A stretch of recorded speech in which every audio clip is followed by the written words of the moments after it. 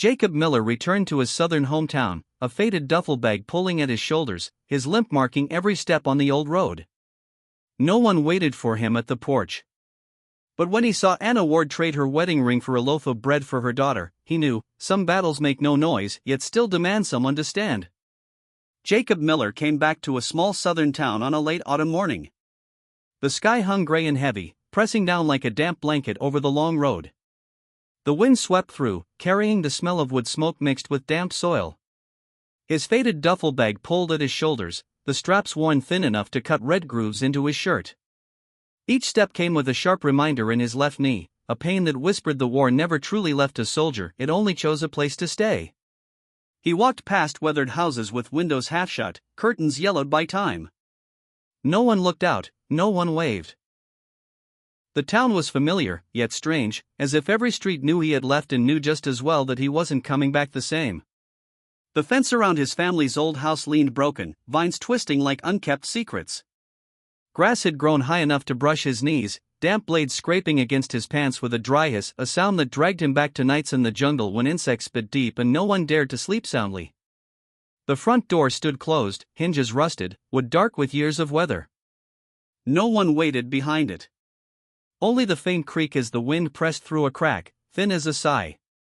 It sounded like time itself reminding him it doesn't stop, not even for men who once wore uniforms. And then the fear rose. Not fear of gunfire, but of the ordinary fear that he wouldn't find a place here again, fear that the war would follow him into every dream, fear that this house was only a hollow shell with no room for him anymore.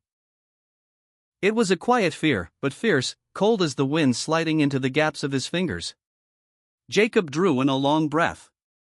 The cold air filled his lungs, sharp and metallic, like the smell of the field hospital where he once woke to stained ceilings and the sting of disinfectant. The past flooded back in a rush. Faces lost. Screams that ripped through the night. He was terrified they would chase him forever. But something in him held fast. His hand rested on the latch, trembling but steady enough not to pull away. His eyes traced the cracks in the wood, lines carved by years. And he realized strength wasn't in pushing the memories away. It was in standing still and admitting they existed. He lifted his foot to the porch step. The knee hurt, but the movement was sharper now, less hesitant. The wind rose, rustling the leaves into a chorus. In that moment Jacob knew he was still here, not whole, not the man he had been, but still himself. And maybe, just maybe, facing it all was the only way to be strong enough to go on. In those first days, Jacob lived like a shadow sliding through the town. He found half-day work at a small carpentry shop near the train station. The tasks were simple, sawing planks into pieces, hammering nails into old frames, brushing off dust. His hands, once trained to hold rifles, trembled when they gripped the hammer, as if his body hadn't yet learned the hollow thud of wood breaking. By noon, he would sit in the corner of the shop, eating a cold lunch from a tin. Rice mixed with canned beans, a slab of tough meat, a few slices of bread. No one asked, no one sat beside him. The other workers only glanced his way before going back to their tasks. Jacob didn't mind. He had learned how to move quietly, as though his presence wasn't something worth noting. At night, he returned to the wooden house. The place smelled of old timber, a dampness that clung to his clothes. He dragged out a rickety chair to the porch, watching the small street fade under the weak glow of streetlights. They flickered, dimmed, flared again, like the tired breath of the town itself. On the table in front of him lay the old radio, layered in dust. He turned the knob, static filled the air, broken now and then by a newsreader's voice, none of it had anything to do with him. Beside him sat a cup of thin coffee. He drank it slowly, bitter yet faint, almost empty of taste. Each evening unfolded exactly the same, the neighbor's dog barking, the wind slicing through the cracks, the occasional rumble of a truck passing the highway outside town. It was all a soundtrack on repeat. People passing the porch gave him nothing more than a nod. Some avoided his eyes, some looked through him like he wasn't there. In a small town, everyone knew everyone, but the return of a soldier didn't always make for a story. Jacob became a shadow, there but not really present. Often he stayed until midnight, watching the yellow streetlight tremble in the wind. In the dark, fear crept back, not the roar of gunfire, not the acrid smoke of war, but this emptiness. The emptiness of a house without footsteps, the emptiness of a life that had slipped out of rhythm. Some nights he woke drenched in sweat. In his dreams, he heard helicopters, comrades calling his name. He sat up, heart pounding, only to find the radio still hissing, the streetlight still flickering, the cup of coffee cold on the table. Jacob realized the battlefield wasn't behind him. It was here, inside the silence of these walls, inside the indifferent gazes of the town. And yet, somehow, he kept sitting on that porch every night, his back against the wood, his eyes on the darkness, as if by enduring, patiently, he could keep himself from fading away. One late afternoon, Jacob stopped at the small corner store on Main Street. The glass door was clouded with dust, the wooden sign swung loosely, paint peeling. A bell chimed faintly as he entered, and the smell of paper, sugar, and old coffee lingered in the air. Sunlight slanted through a narrow window, casting pale streaks across the worn floorboards. He hadn't planned to buy anything. It was habit, stopping by, as if to remind himself he still belonged somewhere. But the sight before him rooted him in place. At the counter stood a woman, thin and weary, her gray coat frayed at the sleeves, hands rough with work. She slipped a wedding ring from her finger, the motion quick, practiced, as if rehearsed. No explanation, no plea. She placed it on the counter, metal catching light for a fleeting second before lying still, cold and final. The shopkeeper showed no surprise. He flipped open the ledger, pen scratching in the last line as though this was nothing unusual. The woman asked for only a carton of milk, a small loaf of bread. Enough for one meal, nothing more. Beside her, a girl of maybe 9 pressed close. Her hair was tangled, as if left untouched for days. Small hands gripped her mother's coat hem. She kept her gaze lowered, a worn dress hanging loose, hem stained with dry mud. No words were spoken. The sound of pen against paper filled the room, louder than the clock ticking on the wall. The silence thickened, stretching long enough to choke. Jacob stood frozen. His chest echoed with an old memory, faces from a faraway land, civilians he had once seen in war, offering anything for food. Back then, he had been a soldier just passing through, unable to stop. Now, in his own hometown, the same image returned, sharp as a cut. The woman lowered her head, refusing any eyes upon her. She picked up the milk and bread, wrapped in brown paper, and quietly led her daughter out. The bell rang again, but it sounded harsh this time, like steel scraping against steel. Jacob didn't move. His hand gripped the strap of his bag until his knuckles whitened. A wedding ring, symbol of family and permanence, reduced to currency for bread. That image followed him out of the store, down the quiet street, burning itself into memory already scarred. He paused under the fading sun, watching mother and child grow small in the distance. The girl still clutched her mother's coat, a fragile figure swallowed by the wide road. No one else on the street turned to look, as if nothing had happened. Jacob stood there long after the light shifted to a dull gray. A quiet fear seeped into him, that he too would become invisible, stepping past the suffering of others, too empty to stop, too hollow to care. The next day, the small town stirred with a fresh story to pass around. They spoke her name, Anna Ward, in the morning diner, at the laundromat, in the church parking lot. Left by her husband, lost her job, desperate. The words drifted from one mouth to another, fragments pieced together into a picture everyone believed they understood. At the cafe by the railroad, Jacob overheard 2 men. One shook his head in pity, the other gave a thin laugh, saying something like, "Everyone falls. You just get back up." At the market, a few women lowered their voices as Lucy passed, their eyes flicking over her like a blade's edge. And yet, that was all. No one stopped to ask what Anna needed. No one knocked on the damp wooden door at the end of her street. The story evaporated as quickly as the smell of cold coffee, leaving a bitter trace but not enough to move anyone to act. Jacob heard it all. He didn't need to seek it, news flowed into his ears like wind through cracks in old walls. But what haunted him wasn't the words. It was yesterday's image, a hand slipping off a wedding ring, placing it flat on a counter. He remembered the way she lowered her head, not in shame but in fear of showing just how fragile she had become.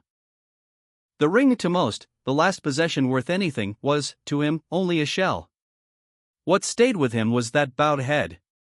It reminded him of countless moments in war when civilians clung to whatever pride was left, only to lower themselves in silence for a sip of water, a scrap of bread. No cries for help, just an unspoken plea carried in their eyes. That whole afternoon, Jacob couldn't focus at the carpentry shop. The clang of hammers and whine of saws became sharp echoes, ricocheting off old memories. He remembered faces on battlefields, fleeting and gone. And now, here, in his own hometown, the same image returned, closer, sharper, and more painful. He walked past the church late in the evening. On the steps, a group of women laughed, tossing Anna's name like a sad example for cautionary tales. Jacob passed by without a word. He wasn't sure if his silence was choice or retreat. But it weighed on him like a stone he couldn't set down. The town lived on stories, then discarded them like leaves blown across the street. But for Jacob, every fragment he overheard, each shake of a head, each dismissive laugh, pushed deeper into him. Because he knew true despair didn't live in the gossip. It lived in the silence that followed, the silence when no one stopped, when no one reached out a hand. Jacob began to notice more. Not by approaching directly, but by piecing together fragments of ordinary scenes no one else cared to see.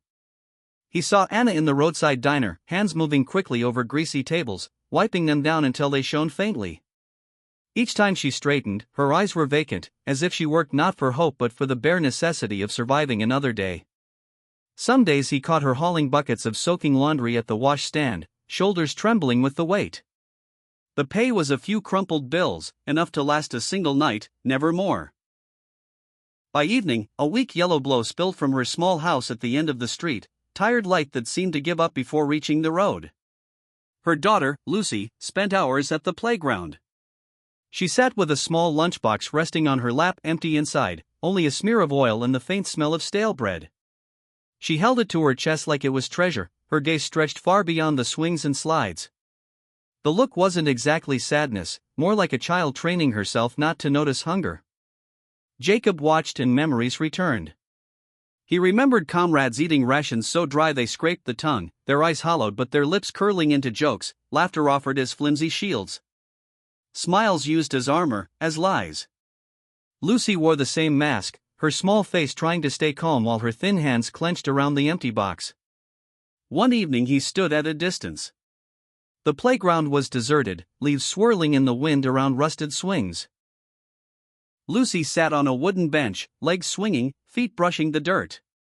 The sunset stretched her shadow across the sand, long and thin. To Jacob, it felt like something he had seen before, children huddled in war zones, clutching what little they had left. He turned away, but the weight stayed. The days repeated. Anna with her odd jobs. Lucy with her empty lunchbox. The town passed them by, maybe with a sigh, maybe a fleeting glance, then kept moving. In that silence Jacob knew he was gathering a new burden, not the old wounds of combat, but a fresh kind of haunting. These images carried no explosions, no blood, yet they stole his sleep just as easily. He realized war wasn't always far away, sometimes it hid quietly in the overlooked corners of home. One Monday morning, Jacob decided he couldn't just stand on the sidelines any longer. He pulled on an old shirt, a hastily knotted tie, and walked to the worn-out social services office at the corner of town. The walls were patched with fading paint, the glass door clouded, and inside hung the musty smell of paper and dampness. The hallway stretched long and narrow, lit by a flickering neon bulb, his footsteps echoing dryly. He waited on a wooden bench, watching the others. A young mother cradled her baby, dark rings under her eyes. An old man clutched a thick file of papers, coughing harshly. Faces all drained, everyone waiting their turn to be reviewed. Jacob held a slip of paper in his hand, scribbled notes about Anna and Lucy, and thought it absurd, trying to capture human despair in a few rushed lines. When called in, he stepped into the office. The caseworker sat behind a tall desk, walls of files stacked around her. Her eyes were weary, her voice flat, worn down by endless repetition. Jacob spoke, slow but firm, about the woman who pawned her wedding ring at the store, about the girl sitting at the playground with an empty lunchbox. He pressed that they needed help now. The woman flipped through papers, never looking up. Finally, she sighed. No official file, we can't intervene. It takes time. The words fell heavy, like a stone sinking in water. No file, no action. That was it. Jacob froze.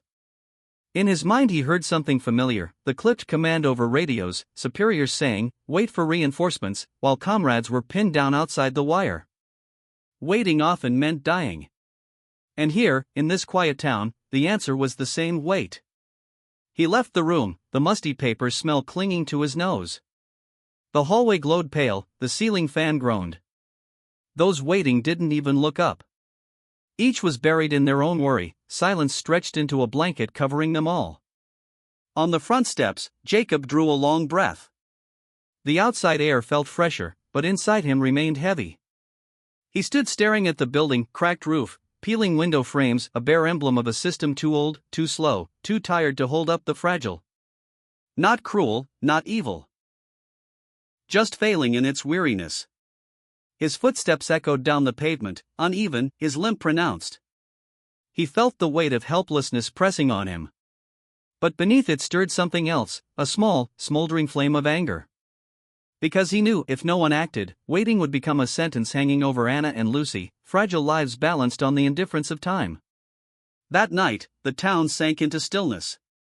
Streetlights spilled a weak glow onto cracked pavement, insects hummed from the brush. Jacob walked slowly along the sidewalk, a brown paper bag in hand, warmth from bread and a carton of milk seeping through. He wasn't used to gestures like this. A life spent in uniform had taught him to be decisive, forceful, to protect with strength.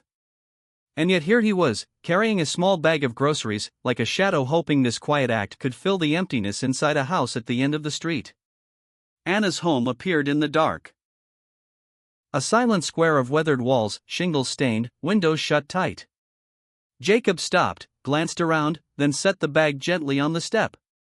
He knocked 3 times, soft but clear enough to be heard, then turned and walked quickly away. His heart thudded, not from fear of being caught but from fear the gesture might be seen as pity, the thing proud people often refuse to accept. He kept walking, his shadow stretching long under the swaying street lamp. The sound of his knuckles on wood lingered in his mind, small but sharp, as if he had cracked open silence that had been sealed for too long. The next morning, on his way to the carpentry shop, Jacob passed the house again. Sunlight slanted across the gray wall, staining it gold. The window shutters remained closed. But on the step, the bag was gone. He slowed, holding his breath, then saw Lucy open the door. She crouched carefully, as though afraid of being watched, and picked up the bag. Her tiny hands clutched it close, and her eyes brightened suddenly, like dew catching light. For just a moment, a faint smile touched her lips, thin as a thread but enough to stop Jacob in his tracks. For the first time in months, something inside him eased. Not joy, not triumph, but a quiet peace, like the warmth of a cup of coffee on a cold night. He turned away, continued on, yet his steps felt lighter, the limp less heavy. That evening, back on his porch, Jacob sat in the old wooden chair, radio hissing at his side. But the noise no longer dragged him back to battlefields. Instead, his thoughts circled around Lucy's fragile smile. Awkward, incomplete, but a signal nonetheless that even in the dark grip of hunger and despair, there was still room for a small light to break through. From that night onward, Jacob began leaving small things behind, quiet signals sent into the dark. Sometimes it was a neat bundle of firewood left on the step when the air hinted at frost. Sometimes a sealed bottle of cooking oil, tucked into a corner of the porch where few would notice. On one rainy evening, he spread a heavy tarp across the leaking roof and slipped away before anyone could see. At first, Anna resisted. Once, as Jacob walked off, he heard the door creak open. She stepped out, placed the bundle of wood on his own porch, her face set in weary steel. Her eyes, lined with fatigue, still carried a dignity as hard as iron. Jacob said nothing. The next morning, he carried the same bundle back, placing it again at her door. This tug-of-war repeated a few times. A quiet insistence, a reminder that his actions weren't pity but acknowledgement that she and Lucy were not invisible. And slowly, she stopped returning them. The small sack of rice he had left remained gone the next day. The oil disappeared, the wood carried inside. No thanks were spoken. No smile was given. Only silence. But it was a different silence, not a wall anymore, but a thin bridge. Jacob noticed it in subtle details. One morning, the window was cracked open, a sliver of yellow light glowing inside.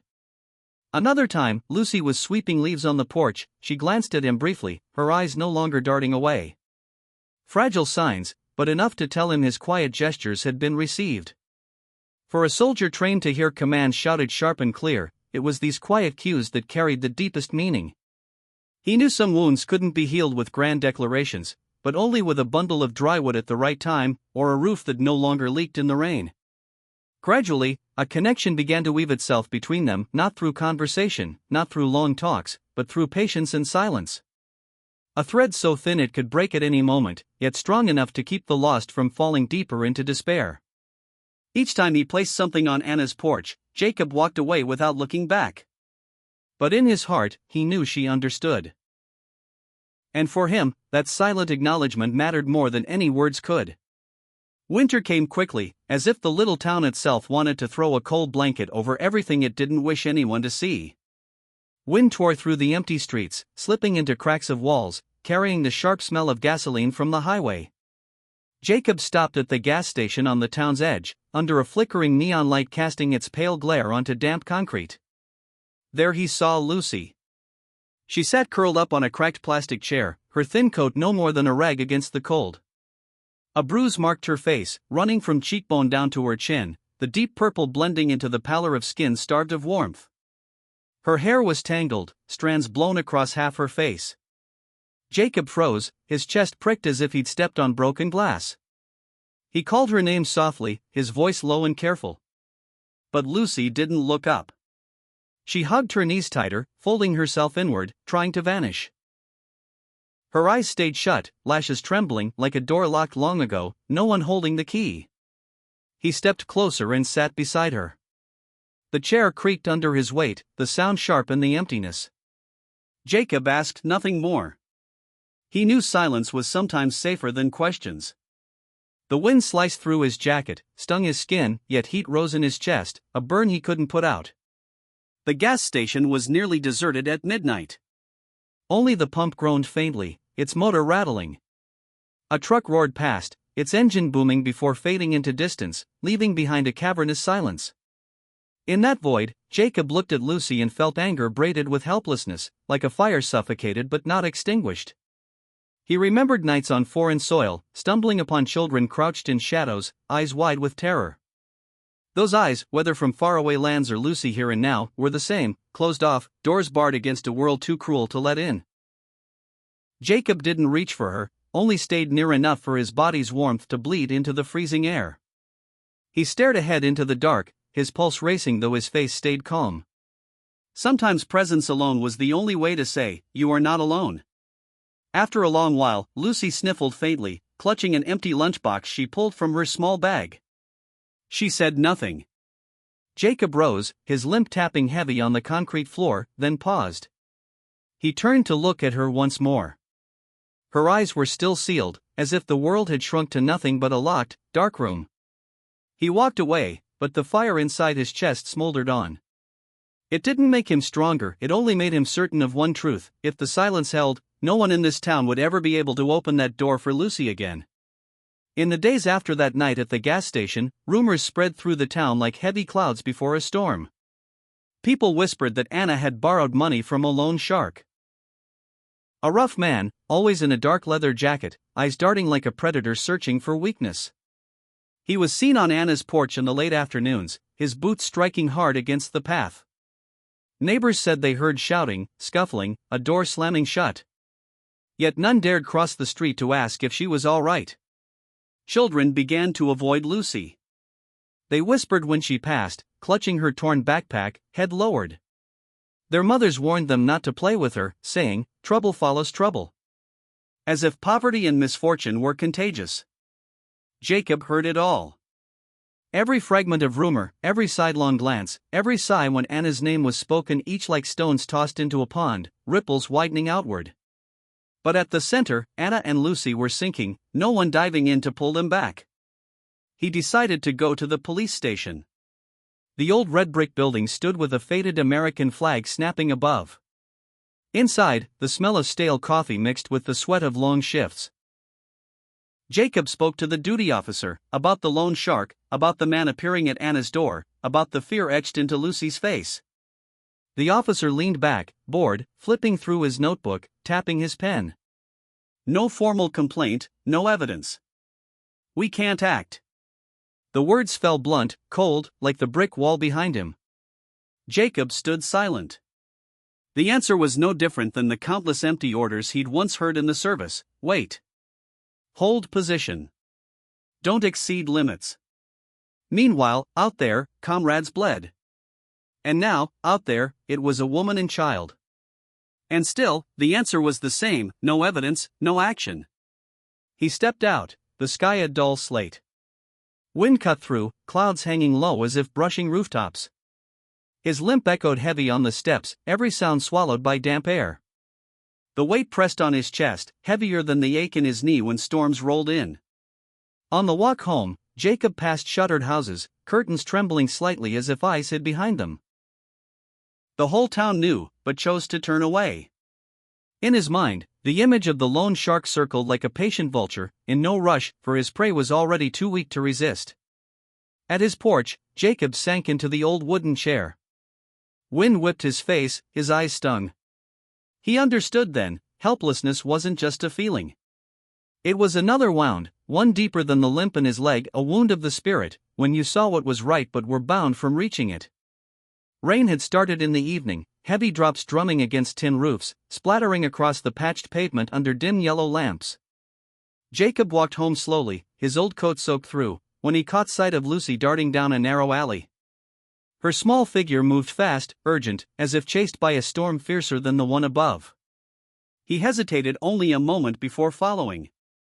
Pain shot through his knee with each step, but the quick patter of Lucy's feet drove him on. She disappeared into the darkened house at the end of the street. No lights, no sign of life, only the relentless roar of rain masking all else. The moment the door closed, Jacob heard it, a man's voice, booming with alcohol, words slurred yet sharp. Furniture slammed, wood cracked. Something crashed to the floor. Then a faint sob, smothered by rain. Jacob stepped up, boots sliding on the wet ground, and knocked hard against the rotting door. The sound carried, cutting through the storm.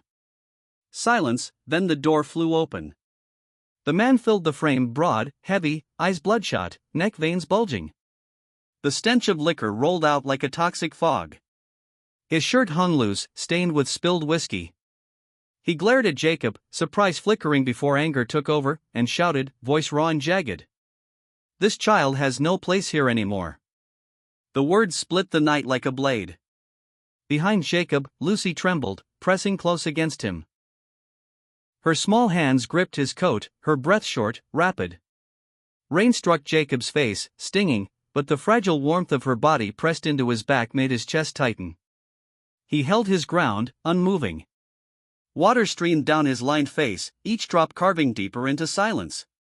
He had faced enemies with rifles, but here, now, it was only a drunken man, still enough to ignite his fury. The man stepped forward, boots pounding the warped boards. The reek of alcohol thickened, mixing with the mold of the house. His eyes flicked down at Lucy, then back up, a guttural growl rising. But Jacob didn't flinch.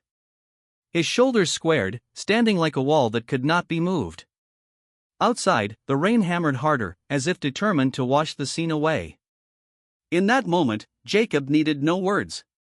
His silence, his stance, said it all: the child has a place right here, behind me. Jacob stood firm, shoulders squared, a wall against the storm.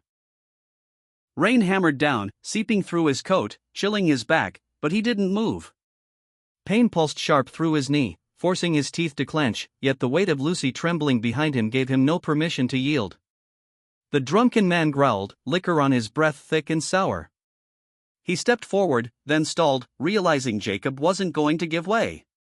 Under the curtain of rain, the standoff held, silence stretched taut between them. Then a door across the street cracked open. yellow light spilled into the puddles. Another window lit up, curtains drawn aside. Though the rain roared loud, murmurs began to ripple.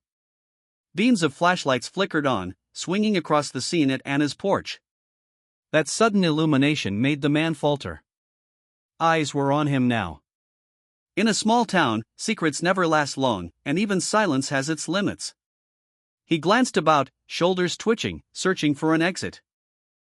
The door behind Jacob opened. Anna stepped out, frail and hollowed. Her hair hung wet against her face, her shirt clung thin to her body. She pulled Lucy close, clutching her child to her chest as if she feared someone might take her away. Her eyes, ringed with exhaustion, shone with a rare, hard glint. The whole street froze. Rain pounded down, but every gaze fixed, the desperate mother, the trembling child, the soldier standing firm, and the hulking drunk with nowhere to hide. No words were spoken. But silence itself carried judgment. The man shrank, shoulders tightening. He stepped back once, then again, until his figure disappeared into the sheet of rain. Jacob stayed rooted, breathing heavy, heart pounding. His knee shook with pain, but he refused to sit until the danger was gone. Anna looked at him, saying nothing. Her eyes held exhaustion, but also a muted acknowledgement. Lucy pressed her face into her mother's chest, still shivering like a wet leaf, but no longer alone in the storm. Gradually, doors closed, flashlights winked out. The street slipped back into quiet. Only the three of them remained, breath mingling with the mist. Rain kept falling, washing away the liquor stain from the steps, as if erasing a foul mark. Jacob turned at last, walking back into the storm. He needed no praise, no glory.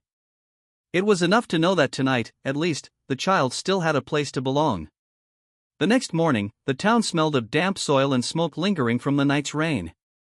The social services office opened earlier than usual. Papers were laid out on the desk, stamped one by one, confirming that Anna and Lucy would be admitted into an emergency support program. The signatures flowed in blue ink, clear and detached, as if human lives could be altered by a few lines on a page. Jacob stood in the back of the room, near the window. Drops of water clung to the roof's edge, falling in steady rhythm. No one looked his way, no one called his name during the signing. He didn't need it. Sometimes silence was the heaviest testimony. When the procedure was done, they returned Anna and Lucy to their house. On the rotting porch steps, the woman fell to her knees, her trembling arms circling her daughter. Lucy buried her face in her mother's chest, sobs erupting freely, no longer restrained. It was not the cry of a child forced, but the cry of relief, a child certain she still had somewhere to belong. Water dripped from the eaves above, sliding cold down Anna's collar. She didn't care. All that mattered was the grip, the refusal to let go. Jacob lingered by the gate, shoes still damp from the storm. A fine drizzle dampened his coat, yet he stayed, watching. Inside, he felt something loosen, something ache. Loosen, because Lucy had not been abandoned. Ache, because he knew he would always remain outside the circle of those embraces. Neighbors began to gather. Some brought old blankets, others loaves of bread still warm. Their eyes, once wary, now softened with sympathy. But Jacob saw it clearly, their help came only after the stamped paper, only once permission was granted by the system. The night before, in the downpour with shouts tearing through the air, it had been only him. Anna lifted her head, eyes swollen red, and caught Jacob's gaze from a distance. No words, no nod. Just silence, thick with understanding. Then she turned, pulling Lucy close, and stepped back into the house. Jacob slowly turned away, walking down the damp street. The sound of Lucy's sobs still echoed in his ears, blending with the soft drizzle. The storm had passed in the night. The morning brought signatures and stamps. But to Jacob, the true weight lay not in the paper, but in the porch, where a child had been pulled once more into her mother's arms, and knew she was still held. A few weeks later, as winter began to retreat and the town shifted into dry, cutting winds, Jacob heard a light knock at his door. When he opened it, Lucy stood there. In her hands was a wrinkled sheet of crayon paper, colors messy but vibrant in that childlike way. The drawing showed a small house with a slanted porch roof. Beside it stood three figures, a limping soldier, and two smaller shapes, a woman and a child, standing close together. Lucy said nothing, only held the picture out to him. Her eyes flickered with hesitation, then darted away like a startled bird. Jacob took it, his rough hands trembling slightly. For a moment, he saw himself through a child's eyes, not an outcast, but part of a picture that mattered. He pinned the drawing to his old refrigerator, already cluttered with scraps, unpaid bills, grocery lists, faded notes long irrelevant. Among those utilitarian reminders, the child's drawing glowed, a quiet testimony that even in a worn-out, lonely house, there was still room for hope. That evening, Jacob sat on his porch. Wind slipped through his coat, carrying the smell of dry wood and chimney smoke from the town. The sky cleared, stars scattered bright and cold, the same stars he had stared at with comrades long ago on foreign soil. He leaned back in his chair, eyes shut, the radio buzzing softly from inside. The crayon picture hung steady on the fridge door, a small lamp against the dark. No one came to talk. No one asked questions. But Jacob didn't need it. Lucy's shy smile, Anna's silent glance, and that scrap of colored paper were enough. He realized courage did not always mean charging into gunfire. Sometimes it was in the smallest acts, leaving a sack of rice, patching a roof, sitting quietly beside a shivering child. The night moved slowly. Wind hissed through the old fence, a dog barked in the distance. Jacob remained, hand resting on his aching knee, yet the weight was lighter. He knew some wounds would never heal completely, but a man could still rise and go on if he refused to turn away from another's pain. The street light flickered, casting his shadow long across the porch floor. In that stretched figure, Jacob no longer saw solitude. He didn't know what the future would bring, but for this moment, he knew he was present, not through battles fought long ago, but through the choice to simply not look away.